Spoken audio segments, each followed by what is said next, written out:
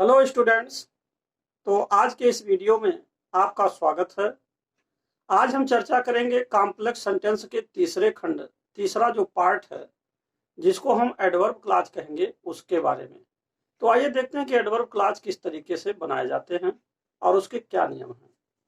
तो जैसा कि आपको मालूम है कि सिंथेसिस का तीसरा पॉइंट कॉम्प्लेक्स सेंटेंस बनाना ये चल रहा है और इसमें भी तीसरा पॉइंट आपका है एडवर्ब क्लॉज, क्योंकि कॉम्प्लेक्स सेंटेंस में तीन तरह के क्लाजेज होते हैं, नाउन क्लाज, एडजेक्टिव क्लाज और एडवर्ब क्लाज।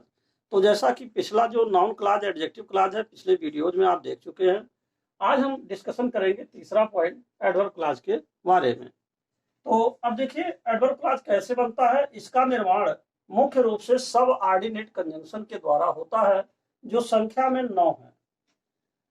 अब देखिए सबऑर्डिनेट कंजंक्शन संख्या में 9 है और एक बात और कहा जा रहा है कि इन कंजंक्शंस को हम एक सूत्र के द्वारा पंक्तिबद्ध कर सकते हैं।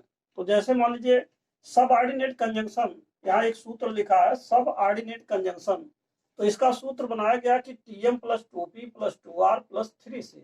तो इसका क्या मतलब हुआ, तो यहाँ पर हमने इसको विस्तार से बता दिया है कि टी फॉर टाइम हो जाएगा, एम फॉर मैनर होगा और 2p का मतलब प्लेस एंड पर्पज होगा, 2r का मतलब रीजन और रिजल्ट होगा, फिर 3c माने कंडीशन, कंपैरिजन एंड कंट्रास्ट होंगे। तो ये सबसे महत्वपूर्ण बात है, TM plus 2p plus 2r plus 3c। देखिए कंडीशन, कंपैरिजन, कंट्रास्ट। तो इस तरीके से ये जो सबऑर्डिनेट कंजंक्शन है ये संख्या में 9 है।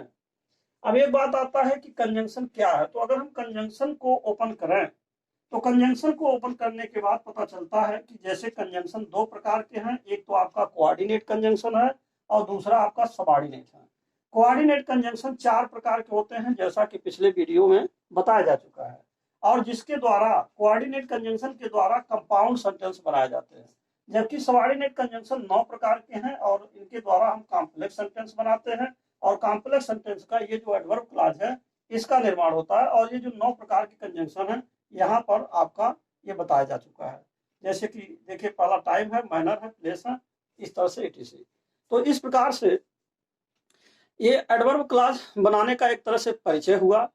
अब हम आपको ये बताएंगे एक एक करके कि टाइम इंडिकेटिंग कंजंक्शन जो पहला पॉइंट है, फिर मैनर इंडिकेटिंग कंजंक्शन, इनको हम विस्तार से आपको विथ एग्जांपल्स यानी उदाहरण के साथ समझाएंगे। तो अब आप देखेंगे पहला पॉइंट जो आपका है टाइम इंडिकेटिंग कंजंक्शन क्या है।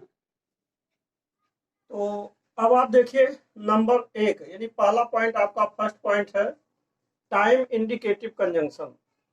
तो इसमें आप देख रहे हैं कई तरह के कंजंक्शन हैं, जैसे व्हेन माने जब होता है, व्हेन एवर माने जब कभी भी होता है, व्हाइल माने जबकि होता है, टिल माने तक होता है, अनटिल माने जब तक तब तक होता है, बिफोर माने पहले होता है, आफ्टर का मतलब के बाद में होता है, एज सुन एज माने जो ही होता है, as long as and so long as इन दोनों का मतलब जब तक तब तक होता है, और इसके बाद सिंस अथवा फार का मतलब से होता है।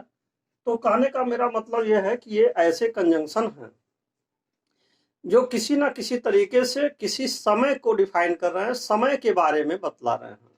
तो अगर ये समय के बारे में बतला रहे हैं तो समय आने पर हम इन कंजंक्शंस में से जो उपयुक्त होगा उसे लगाएंगे। तो अब आप देखिए एग्जाम्पल्स के बारे में। एग्जाम्पल्स में पहला उदाहरण आपका है कि जैसे I reach the station the train had gone away, यानी कि मैं स्टेशन पहुंचा और गाड़ी चली गई थी।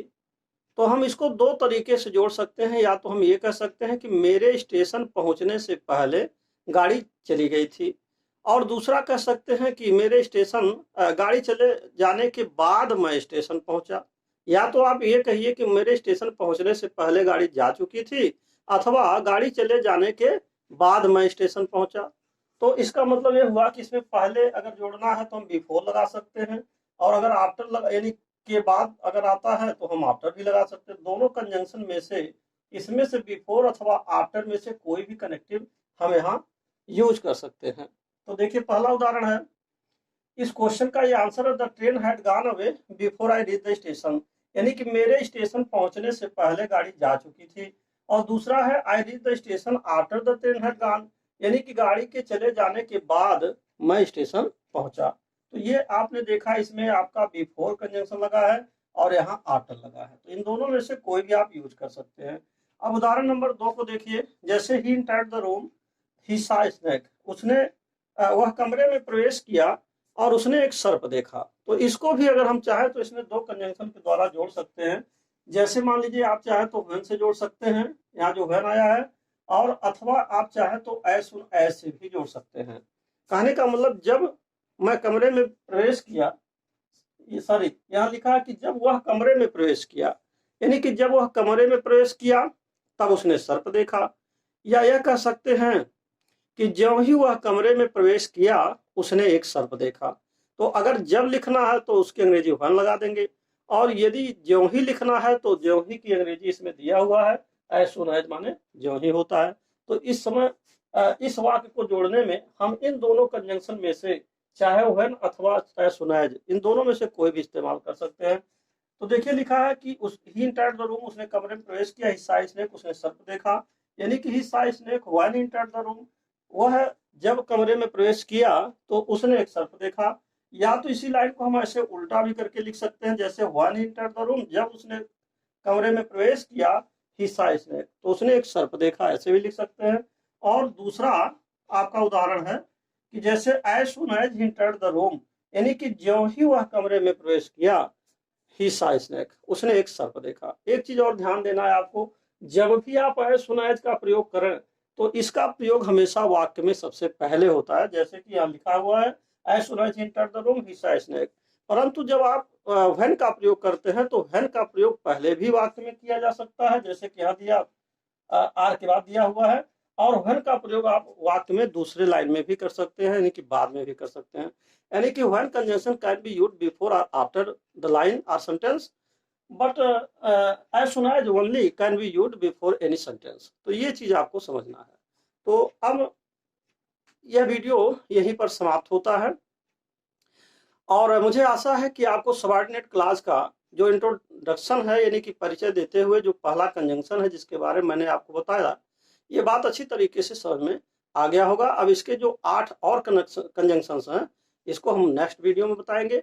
और अब ये वीडियो यहीं पर समाप्त होता है, और अंत में मैं आपसे यही कहूंगा कि यदि आप मेरे चैनल पर पहली बार हैं तो कृपया मेरे चैनल को सब्सक्राइब अवश्य कर दें, साथ ही साथ बेल आइकन भी प्रेस कर दें, जिससे कि जो भी नए नए वीडियोज मैं बना रहा हूं उसका नोटिफिकेशन आप तक पहले पहुंच सके और आप उसका समुचित लाभ भी उठा सकें। And finally thanks for watching this video.